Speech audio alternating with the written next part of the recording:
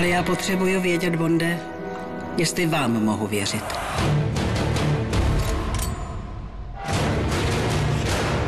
Nemusíte se o mě bát. Nepůjdu po něm. Není důležitý. Bond se vymyká.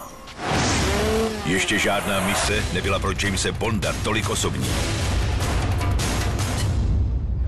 Kolik mám času? 30 sekund.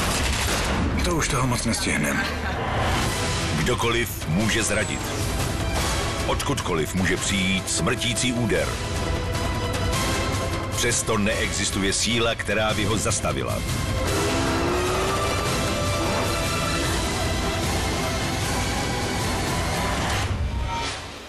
Quantum of Solace.